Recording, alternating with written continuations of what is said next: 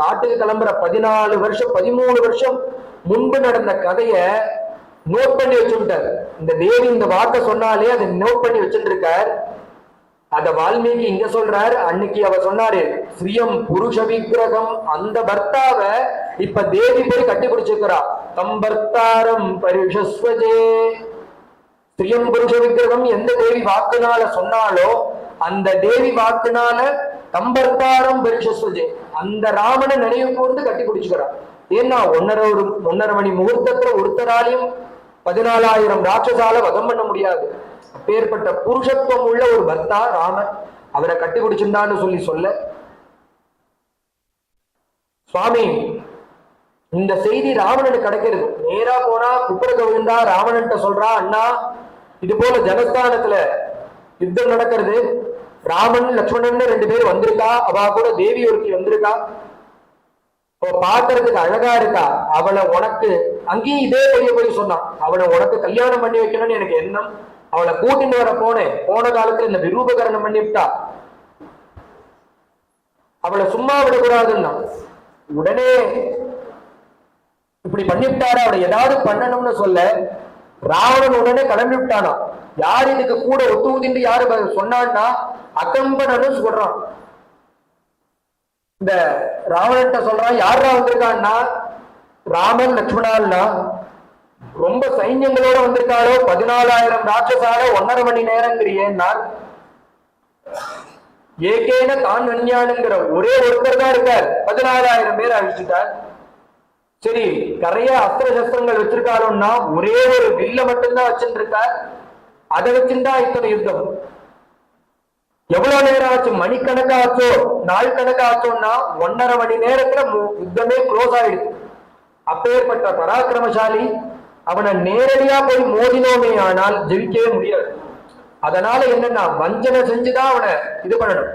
அவன் இடத்துல இந்த தேவி சீத்தைன்னு ஒரு அழகான ஒரு பெண் இருக்கா, அவளை போய் அபகரிச்சுட்டு வந்துடணும்னு சொல்லி இந்த அகம்பனன் தான் யோஜனை பண்ணி கொடுக்கறான், யோஜனைய சொல்லி கொடுக்கறான். உடனே அங்கேருந்து மாரீச்சனுடைய சகாயத்தை நாடி வரான். மாரீச்சன் யாருன்னா இந்த ராவணனுடைய மாமா. இந்த மாமாவை பார்க்க வந்த ராவணன், எனக்கு உபகாரம் ஒண்ணு பண்ணணும். அவர் எப்படி இருக்காருன்னா ரிஷிவேஷம் பூண்டு காட்டுல ஒளிஞ்சு மறைஞ்சு வாழ்ந்துட்டு இருக்கானாம் இந்த மாரீச்சன். அவன்கிட்ட போய் கேட்க, எனக்கு ஒரு சகாயம் பண்ணும். என்ன சகாயம்னா, இது போல ராமலட்சுமணால் அவளை கூட சேர்ந்து தேவி வரந்திருக்கா, அவளை அபகரிச்சுட்டு வரணும், அதற்கு நீதான் எனக்கு சகாயம் பண்ணு. ஆக்கியாதா கேனவா சீதா மித்ர ரூபேன சத்ருனா. உடனே அந்த மாரீச்சன் சொன்னா, இந்த யோஜனை யாரு உனக்கு சொன்னான்னு கேட்டான். அகம்பனன் சொன்னா, அப்ப அவன் தலைய முதல்ல வாங்கு. அவன் யாருன்னா மித்ர ரூபேன சத்ருனா, உன் கூட இருந்தே உன்னை ஒழிக்கிறதுக்காக இருக்கிறவனவன். ராமனுடைய பிரபாவம் தெரியாம நீ கேட்கிற. அன்றுகம் துஸ்திருஜம் செய்வ நெய்வத்தும் பக்தும் அருகசி. அவனுடைய பெருமையை வாயால சொல்ல முடியாதுப்பா. உள்ள ராமருடைய கதை உனக்கு சரியா தெரியாம இருக்கணும், இல்ல நன்னா கதை தெரியாதவாள் இடத்துல நீ ராமாயணம் கேட்டுக்கணும். அவனுடைய பிரபாவம் தெரியாம இருக்க நீ. அவனுடைய பிரபாவம் முழுக்க யாருக்கும் தெரியாது, எனக்கு தெரியும். ஏன்னா இப்ப இந்த சன்னியாசி வேஷம் பூண்டுட்டு இங்க இருக்கேன்னா, ராமருடைய ஒரு வில்லு ஒரு அம்பு என்னை படுத்தின பாடுதாண்டா நான் இந்த நிலைமையில வந்திருக்கேன். ராமோ விக்கிரகவான் தர்மஹா சாதுகு சத்ய பராக்கிரமா. சத்ருனுடைய வாக்குனால சொல்றான் ராமோ விக்கிரகவான் தர்மஹா. அவனிடத்துல வம்பு வச்சுக்காதரா, அவன்கிட்ட நீ வம்பு வச்சுட்டேன்னா நீ அழிஞ்சிடுவ. சொன்னான் பாரு, அவனை முதல்ல கொல்லி, இந்த யோஜனை நன்னா இல்ல, இது பண்ணாதங்கிற. அது மட்டும் இல்ல, ரகாராதி நீ நாமானி ராமத்ரஸ்ய ராவணா த்ரதஸ்ய ராவணா. நான் எப்படி இருக்கேன்னா, அந்த ராமன்கிற அந்த நாமத்துல உள்ள ராங்கிற அந்த சப்தம் எங்க கேட்டாலும் பயந்து கடுக்கிட்டு இருக்கேன். அப்படி ஒரு பயத்தை கொடுத்தவர் அவர் இந்த ராமர்.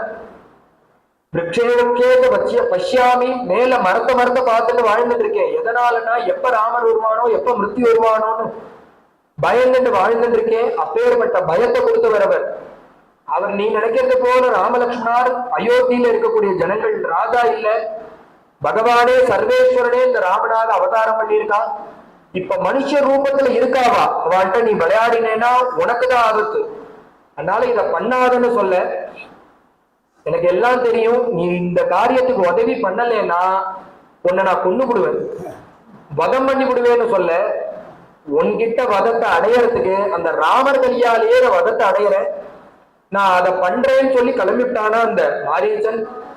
என்ன பிளான்னா, நான் சொல்றது அப்படியே கேட்டுக்கோ. சௌவர்ணஸ்வா மிருகோ பூத்வா பித்ரோ ரஜத பிந்துபிஹி ஆஸ்ரமே தஸ்ய ராமஸ்ய காஞ்சனம் ஜாத விஸ்மயா பிரலோபயித்வா வைதேஹி யதேஷ்டம் ஜந்துமர்ஹசி त्वान्तुवाया मृगं दृष्ट्वा काञ्चनं जात विस्मया आनयैनमिति क्षिप्रं रामं भक्षयति मैथिली हा सीते लक्ष्मणेत्येवं रामवाक्यानुरूपणा रूपदा अप्रतर्कानो च काकुस्ते लक्ष्मणे च यथा सुखम् आहरिष्यामि वैदेही सखव्राक्षः शुचिमिव.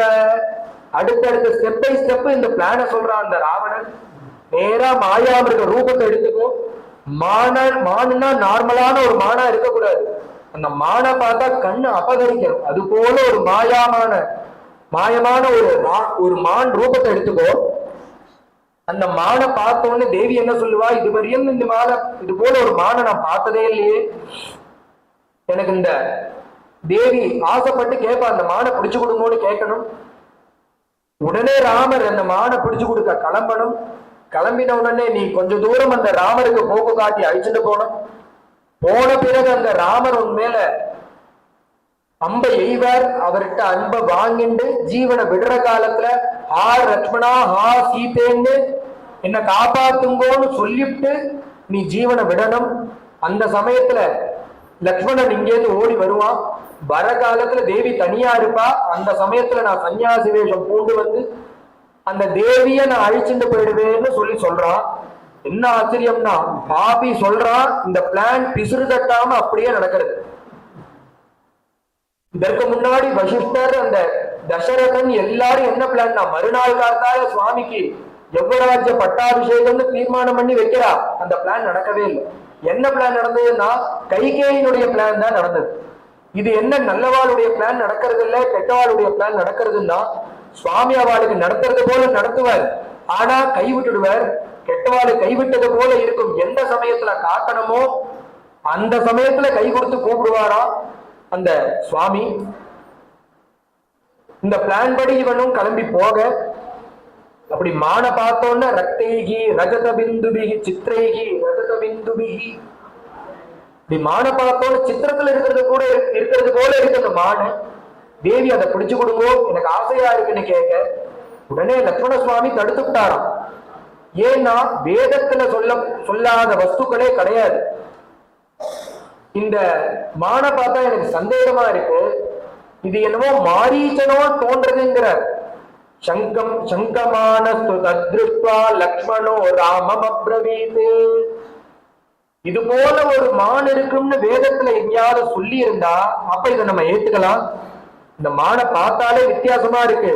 எனக்கு இன்னொரு எண்ணம் என்னன்னா, தமேவம் மண்யே தமேவமகம் மண்யே மாரீச்சம் ராட்சசம் மிருகம். இந்த மாரீச்சம் தான் இந்த மான் வேஷத்தை போட்டு வந்திருக்கானு நினைக்கிறேன்னா, நமக்கு இந்த மான் வேண்டாம், மண்ணிட்ட சொல்லுங்க, இந்த மண் வேண்டான்னு சொல்லுங்கிற.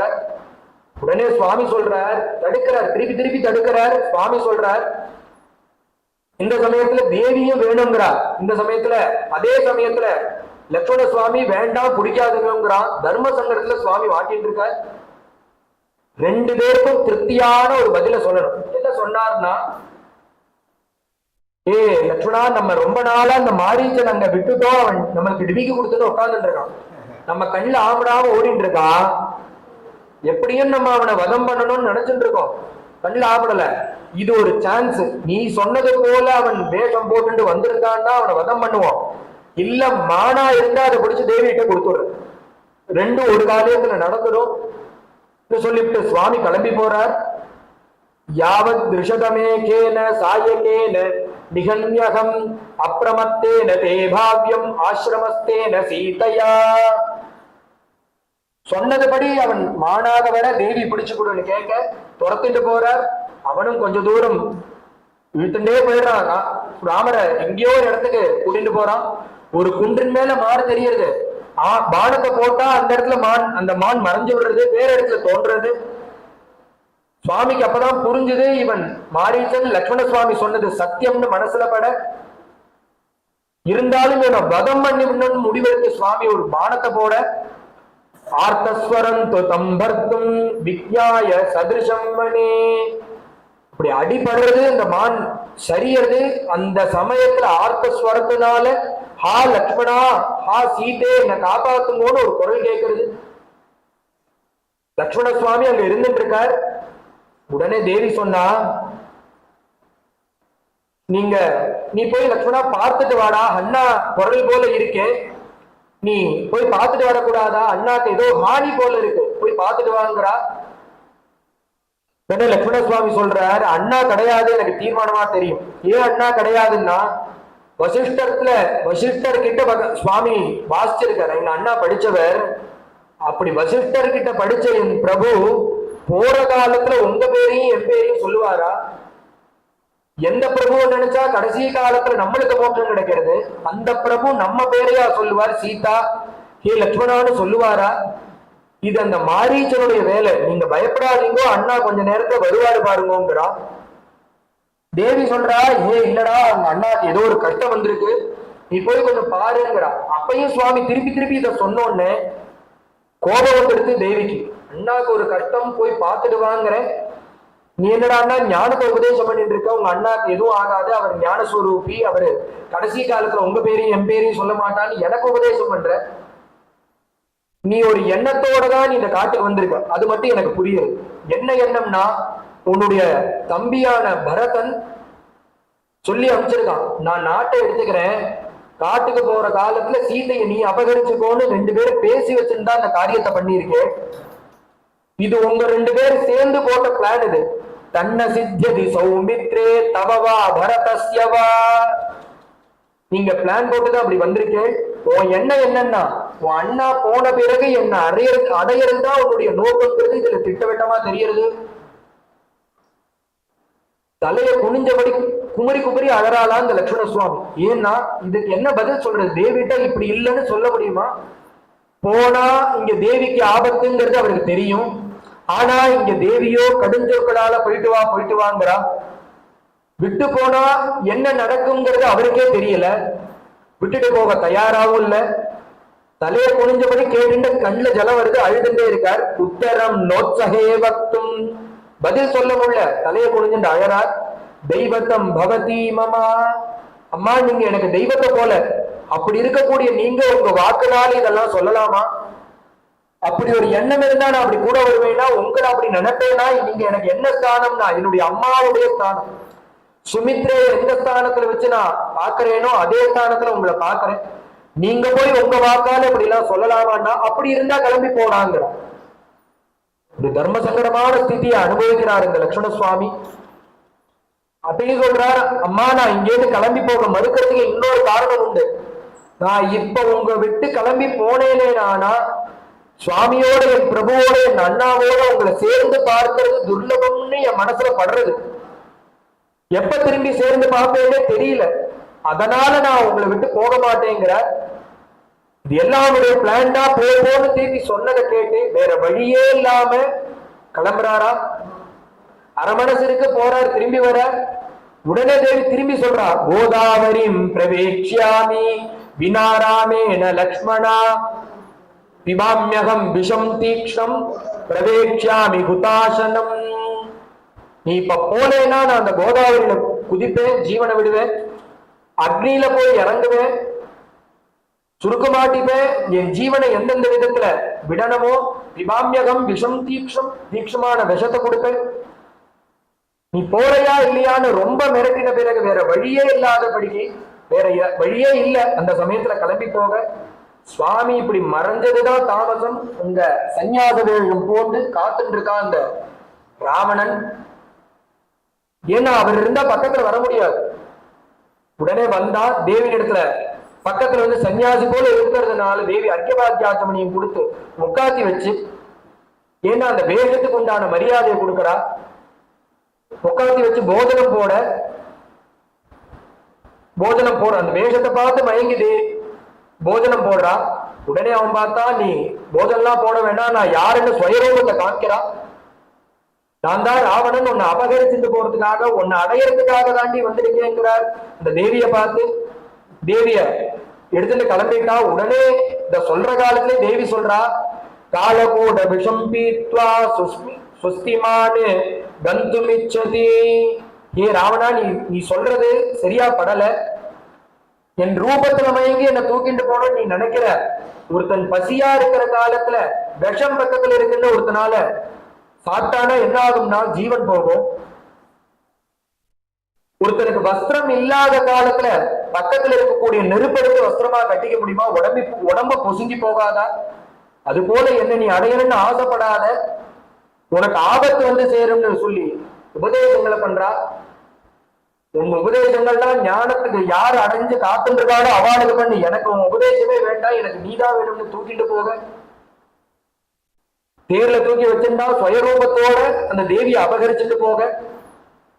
வழியில பார்த்தா ஜட்டாயுர்நாம நாம்யானம் ஜட்டாயுர்நாம நாம்நாகம் கிருத்தராஜோ மகாபலஹா ராஜா சர்வஸ்ய லோகஸ்ய மகேந்திர வருணோபமஹா. தேவி அபகரிச்சுட்டு போறது அந்த தசரதனுடைய ஃப்ரெண்டான அந்த ஜட்டாயுசு பார்த்து விடுத்து, ஏ அடே ராவணா, நீ என்னமா இந்த தேவியை நான் இருக்கும்போது என்னமா நீ அபகரிச்சுட்டு போக? விருத்தோகம் துவம் யுவாம், நான் வயசானவன் தான், ஆனாலும் உங்ககிட்ட சண்டைக்கு வர போறேன். நீ யுவா, நான் விருத்தன். உங்ககிட்ட ஆயுதம் இருக்கு, என்கிட்ட ஆயுதம் இல்ல. நான் பறந்தபடி சண்டை போடுறேன், நீ ஒரு ரகத்துல இருந்து சண்டை போடுற. உனக்கு மாயாமான வித்தையெல்லாம் தெரியும், என்கிட்ட ஒண்ணுமே கிடையாது.